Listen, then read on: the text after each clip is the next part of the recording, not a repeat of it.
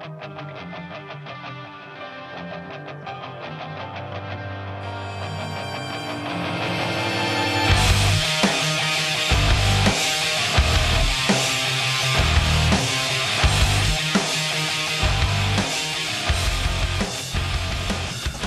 this is Old Testament prophecies fulfilled by Jesus Christ, and today we are on Old Testament prophecy number 6. That's right, number 6. And also, where did that go there? There it is, okay. Old Testament prophecy number 6. But before we do that, we have a new installment this week from our program manager, Miles P. I can't give you his last name there. But we have a new installment here, a new series here, and new advertisers, etc. So this new series is called the Tip of the Week. And the question we have for you is, need to get to church faster on Sundays? Well, we have a creative viewer who has a wonderful idea for you, an idea of ideas that will give you hope and joy in the morning. Okay? I'm going to check out this guy's car here. He's working on the back of the... Oops, he's working... Try another photo here. Let's try this one. Okay, yeah. He's working on the back of a secret kind of car. And I won't tell you, it's a Dodge Durango. And if you're in the mafia, he is not FBI, okay? Don't look at his face there, please. He's installing an NOS 5-pound bottle in this section of the hidden section in the back of the seat there. So anyway, so if you need to get to church faster on Sunday mornings, you want a little bit more oomph, you got a weekend free and about $800 or whatever, something like that, then install this system. It's fun. It'll make your kids happy. Okay? So let's say bye-bye to him there. And there's Puppy Dog again. Hello, Chihuahua. You little Dickens, you. Okay, so we did that tip of the week here, and back to Old Testament prophecy number 6, which is Genesis 14:18, a priest after the order of Melchizedek. And Genesis 14:18, quote, says, "And Melchizedek, king of Salem, brought out bread and wine, and now he was priest of God Most High."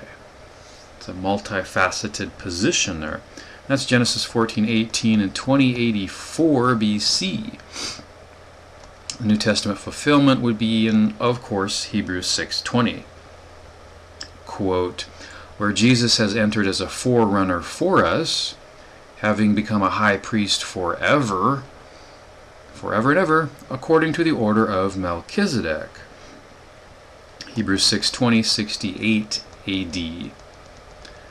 In our ever-attractive topic and comments section, we have the same thing, a priest after the order of Melchizedek. So the prophecy starts out with, "And Melchizedek, king of Salem, brought out bread and wine." Melchizedek in the Hebrew is really two words. It's melech for king and Sedek for righteousness. So the first part of the phrase would be, for Melchizedek is the king of righteousness, as you follow along right here on your widescreen TV. The king of righteousness. And the second part of the phrase is king of Salem. And in the Hebrew that means, it's 8004 number, means shalem or peace, but you knew that. And you might be thinking of Jerusalem, Jerushalem, and Jerushalom, the city of peace. Unless you mess with Israel, which I don't recommend. They hunt you down. So the verse is literally saying, "And the king of righteousness and the king of peace brought out bread and wine," which is a rather nice thing for a king to do, and they usually don't do that because earthly kings are usually selfish, prideful, arrogant, like Saddam Hussein there. And King Melchizedek was very different. He was humble, he thought of others, and he was strangely attracted to righteousness. And King Melchizedek rewarded Abram and his battle-weary men, first off with his presence, and remember he's royalty, and additionally by bringing them food and tasty wine to refresh themselves. Let's see. And by this act, Melchizedek gave his royal approval of Abraham's righteous and risky action of rescuing his kidnapped nephew Lot, who was kidnapped from the Battle of the Kings there, Chedorlaomer. And Lot got kidnapped because he was living around Sodom. So that shows you what associations, what they will do for you.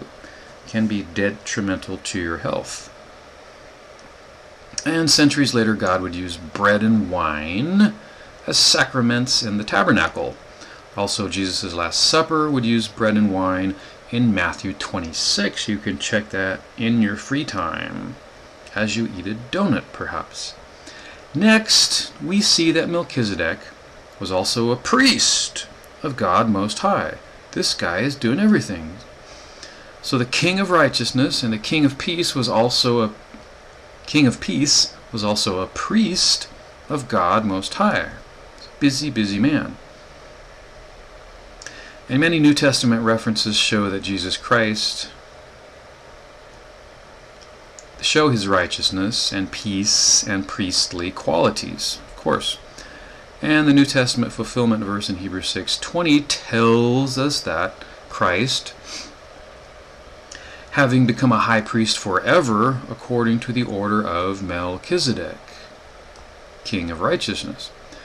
Hebrews 7:3 seems to show the divine qualities of Melchizedek when it says, quote, of Melchizedek, without father, without mother, without genealogy, having neither beginning of days nor end of life, but made like the Son of God, he abides a priest perpetually.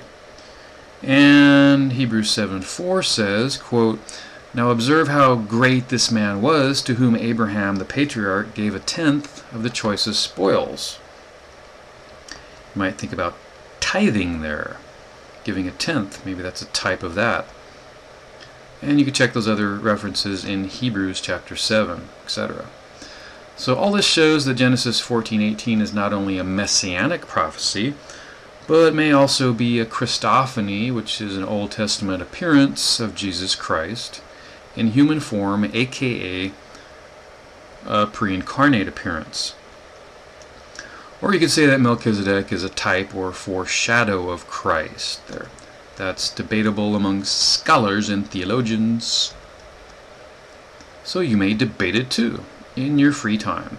And so for further study, see Daniel chapter 7, verses 9 through 13, where it talks about someone like a son of man. Also Psalm 110 is helpful there.